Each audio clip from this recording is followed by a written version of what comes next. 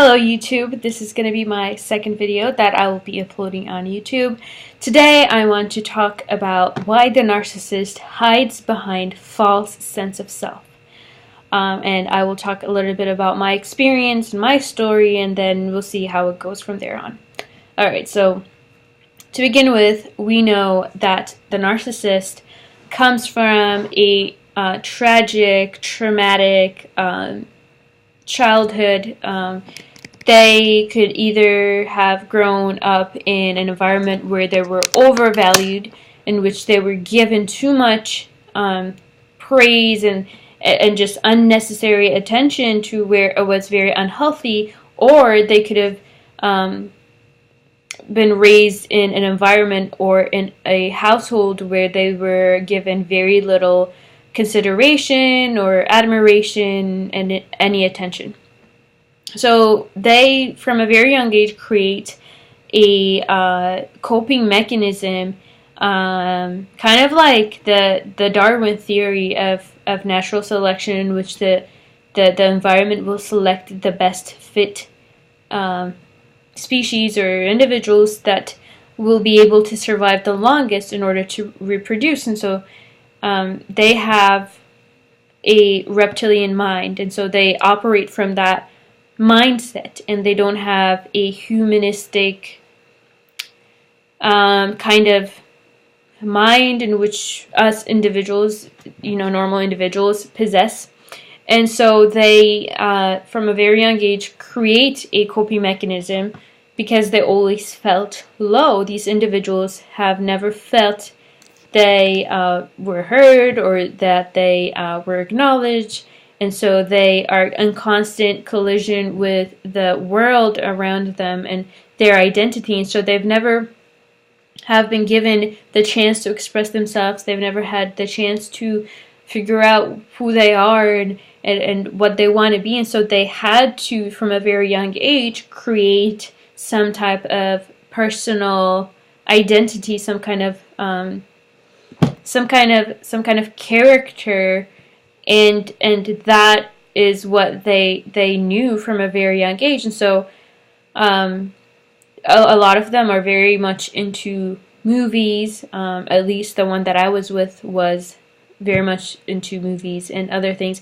And they have no shame in just stealing off someone's ideas and someone's character and who the person is. They have no shame in owning up to the fact that they are the other person, or sometimes they could lie and say this is who they are. But they have learned to just be liars from a very young age, and so this is a very twisted thing in which they, from a very young age, have realized how much hurt they feel because of the unresolved issues. Even as they're growing, they have never stopped to just acknowledge that they are hurting and that their environment was unhealthy, and they never took any ownership in improving themselves. That's the another thing that I want to also touch on just a little later on. And so they have to create some kind of coping mechanism. So they steal off characters, they mirror other people, they copy off of other people and their hobbies and their interests, and they claim it as their own. And, from a very young age, the mind is wired, and they just have trained that over and over again, in which they believe their lies. They're also doing this traumatic brain damage onto themselves. So are they self-aware? Yes and no. They're self-aware in a sense that they know that they're messed up inside. And I'm not saying like everyone is perfect. As a codependent and other codependents, we might have had traumatic experiences and everything in life. Life is not easy. So we have chosen to look ourselves in the mirror and say, this is my problem, this is what I have to fix, this is what I can do in order to be able to stand on my own 2 feet and feel better. And so we've taken accountability, and we've taken actions towards bettering ourselves in our emotional, psychological, you know, what word do I want to use? We are just aware of our damages and our lives, and we have taken ownership in order to fix that. Anyway, so the narcissist does not want to fix. They just want to replace those those troubles they have and those traumatic things they experience. They just don't want to work on it because they don't want to feel hurt, because all they've known throughout their lives is that they've always been hurt, and they never want to resolve those things, because resolving those things is going to mean looking within, and looking within is the last thing that they want to do. So what do? They replace it with another thing. They replace it with distractions, and they just create other characters, and that's just who they are. So they have learned to be liars from a very young age, and so whatever they tell themselves, even if it's a lie, they believe it as it is. And so they kind of manifest that fantasy, that world, that character that they believe in their mind, and then it projects onto their outward appearance or whatever it is, and then that's how we get hooked as codependents. It's good people. This is what gets us hooked. Not that we are not self-aware. We are very much self-aware of ourselves and who we are and our identities, our hobbies, our interests. We are very much self-aware, but we didn't know the information that we do now about these covert narcissists, and covert narcissists are very dangerous compared to the overt narcissists. And so, we are still evolving. We are still learning as codependents.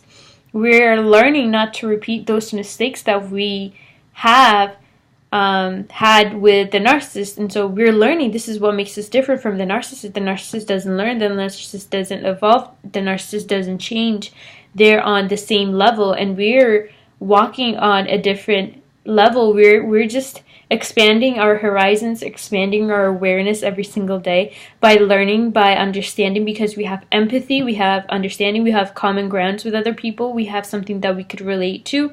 The narcissist doesn't have self-awareness of themselves, in a sense that they're not capable of taking action. They're not persistent even for themselves and for what they believe in. They do not have a personality or their own identity. They do not have any self-worth, self-respect, integrity, compassion, empathy, confidence. They don't have any stable relationship with pretty much anyone, and they're reckless. And so all these things that we can say about a narcissist is what makes us different from them. So, the person or the child grows up into creating these characters every single time, and they change who they are every single time, and they have different faces for different people and for different events and all that, which is very sickening. And they do this in order to get what they want. It could be in a romantic partner. It could be at a job site. It could be wherever it is, in order to get what they want. Because that's all they want. They want things. They want to take things. They want to take people's happiness. They want to take their materialistic, their emotional hoarders, in which they seek attention from attention hoarders. That's what I want to say. So these individuals are they're reckless, and they're very sad. Like, I feel very sad for them, but not that like I want to help them or anything, because they cannot be cured and they cannot be helped, but they are just sick. Like, and this is a mental issue. Like, this should be a disability where, like, of course the narcissist is not going to admit that he or she is the narcissist. But it is a disability, and a lot of people need to be aware of that. And so they hide behind different characters and all these things in in order to get what they want, and they want to destroy, as we know, any individual's lives. And they can do anything to get what they want. And so, and of course, we know the hoovering and the love bombing and all that stuff happens when you realize that, you know, the crack, you know, who they are, the crack is going to show. And then once you're seeing that, once you're realizing, once you're taking a step back and kind of evaluating for yourself, and they smell it. They have this like weird tendency, these weird senses.